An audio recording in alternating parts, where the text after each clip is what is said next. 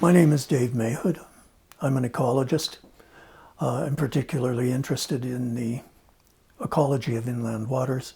I've spent most of my life learning about and trying to understand how springs, wetlands, streams, rivers, lakes work. And I'm also interested in their inhabitants and the fascinating variety of things that live in these waters can be, and how they get along with each other or not. For the last almost 40 years, I've concentrated on the waters of the eastern slopes of the Rocky Mountains in southwestern Alberta. And I'm interested in how land use affects the ecology of these waters. Something I want to state right off that I think is very important is that a result of what I and mostly what other people have learned about these waters is that they are crucially important to the life of humanity in the southern part of the province, in the Bow and Old Man River basins. Well over 90% of the water comes from the eastern slopes of the Rockies, the foothills, the mountains, the forests, and the soils. These areas are essentially traps for precipitation, especially snow, and they hold it and release it over many, many months, the spring, summer, and fall seasons, so that it all doesn't run off at once. And because it doesn't run off at once, they function effectively as water towers for our use. The import of all of this is that because,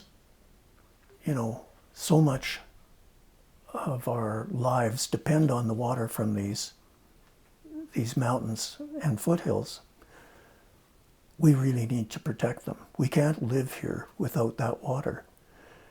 And it's hard to understand why it's taking us so long to get around to realizing that we have to protect the watersheds of the Rocky Mountains and foothills.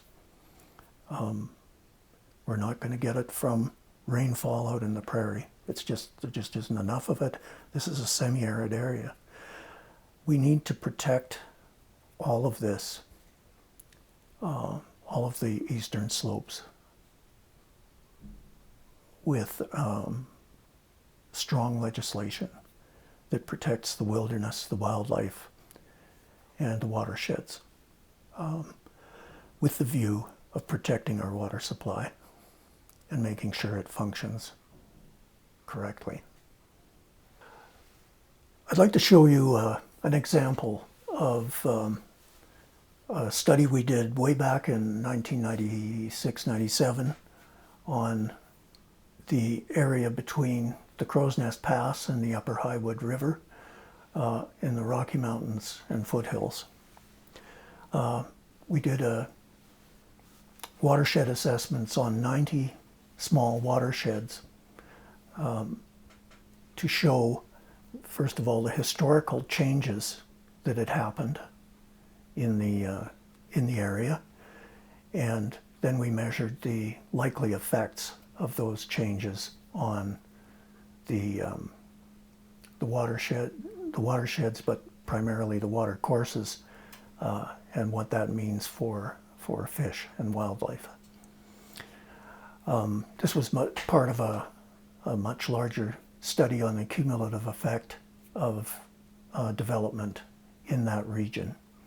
It's an area of, if I recall correctly, about 2,000 square kilometers, something like that. And so it's a significant part of the watershed that supplies, say, the city of Lethbridge and other downstream areas. In 1910, we looked at all of the historical data we could find on where developments occurred, and we mapped it all. In 1910, which was only less than a decade after the area was reached by the CPR, there were only a handful of roads along the Crow's Nest River and up the Old Man and Livingston rivers. And these were probably used for logging. In the 1930s, the development had increased a little bit,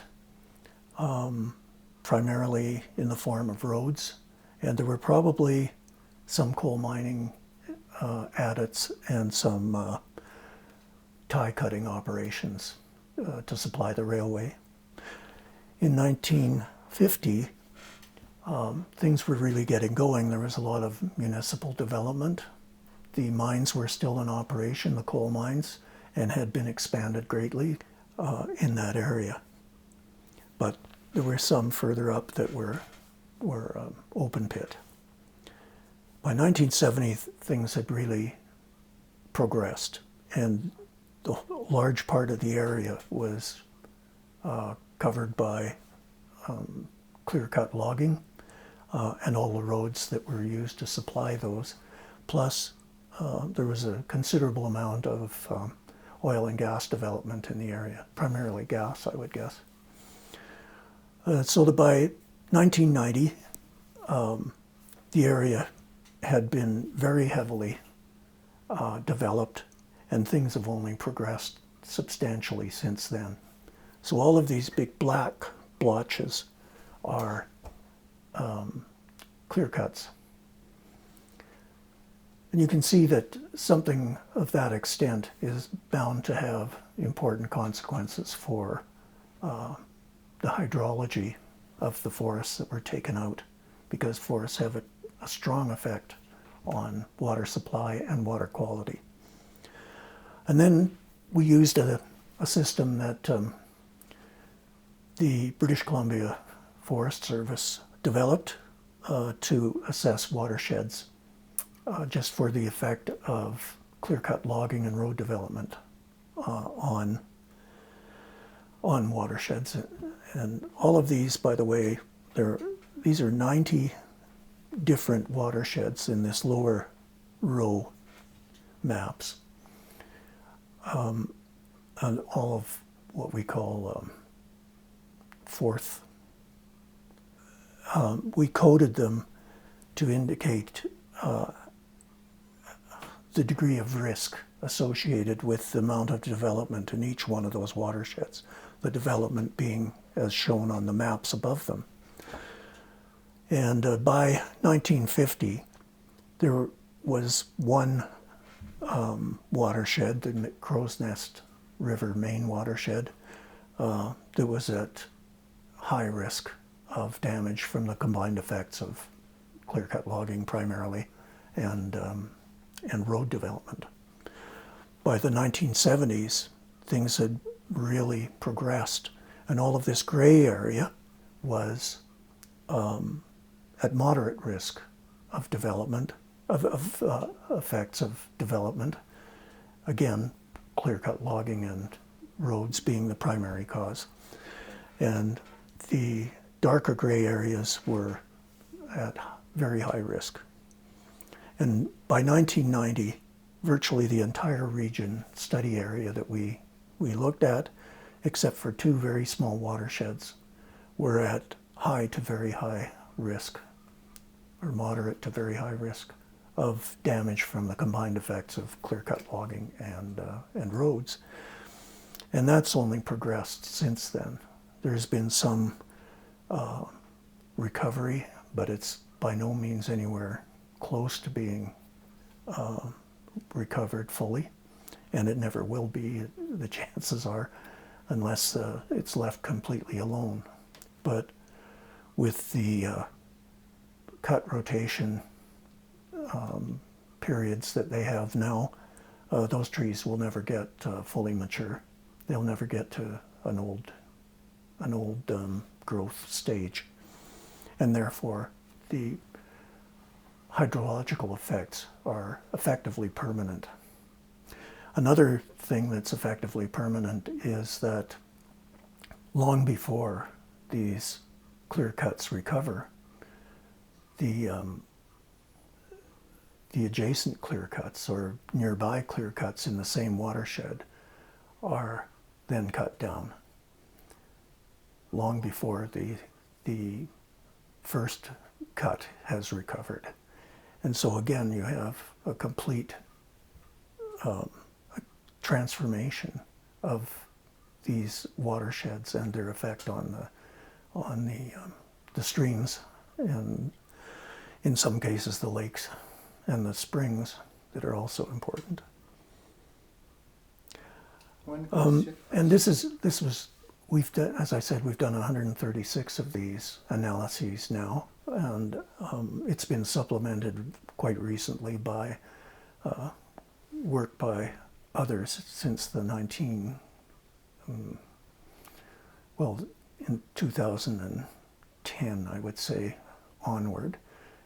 Many other investigators have looked at this in their own ways, using their own methods, and come to essentially the same conclusions, that these are still at high to very high risk. And the longer they're at risk, the more likely they are to have an impact. And we've looked at impacts, and we've also found those due to sedimentation and increased flow effects. And the pattern, I should say, that we've seen in that study area has been repeated in our later studies of about a third of the watersheds we've looked at are very high risk of damage, or the watercourses are within them. And this, as I said, the work of other scientists using other methods has, where they're comparable, has basically shown the same thing. And those other scientists, like we did, have argued that land management needs to change to fix those problems. And again, that's where this idea of a legislated, protected eastern slopes comes into play. It's what is needed to protect these, and in fact, at this point, to recover them. We need to do a lot of replanting. We need to do a lot of leaving alone to allow the forests and the wildlife and the fish that depend on those watersheds to recover.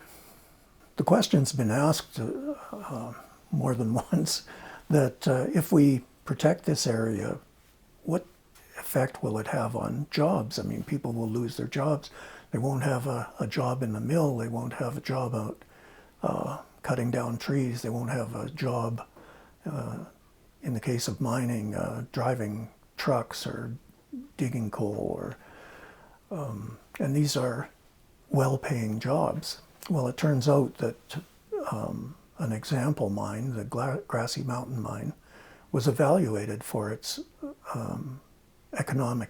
likely economic effects if it went ahead. And the Alberta Energy Regulator itself, in the hearing decision, said that the economic effects by the proponent of the mine were greatly exaggerated, in their opinion, and that nothing like the number of jobs or the economic benefits would occur. And the problem also is that mines run out. In the case of mines, you know, if you dig all up the coal and send it to China, it's no longer available as an economic resource. And something that I like to point out in the case of mining to locals in the Crow's Nest Pass area is that if mining is such a lucrative and wealth-producing industry, why is the municipality of the Crow's Nest Pass the poorest municipality in Alberta? They have been mining in the Crow's Nest Pass for the better part of 100 years anyway, from the earliest days when the railroad first arrived until the 1970s, really, in a big way. And they have so little to show for it. You just have to drive into Blairmore and especially Coleman and look at these towns, and they're in very rough shape because there is no money. So what people need to do is have something that will support their economy. And I'm saying all these things as I'm not an economist. I think it's important that economists have a look at this. But we know from the one economic analysis of coal mines that we've seen that the benefits are unlikely to be huge. And I've already mentioned that the value of the forests, the commercial value of the forests, is only $140 million. This is a trivial amount of money given the potential impacts that it's causing. The upshot of these economic arguments is they all ignore the great value and the great economic value of protecting this area. First of all, there's all the recovery and restoration that has to happen that will employ people for many years. But there's also the terrible loss that we avoid by protecting our waters at the source in the Rocky Mountains and foothills, because I can't imagine the economic cost of not having enough water in southern Alberta and not having water of sufficient quality. The economic cost would be astronomical. I would like some economists to figure that out. They could look at what is the benefit of having a coal mine and clear-cut logging and oil and gas development versus protecting the water, which has never been done. People have never analyzed the economic value, because to me it's obvious. You just look at it and you say, well, can the city of Lethbridge exist if it doesn't have the water from the Rocky Mountains of sufficient quality and quantity? No. That's a city of almost 100,000 people, if I recall correctly. You can't, I mean, you just know that the economic cost of the losses associated with poor water quality or inadequate water quantity is enormous.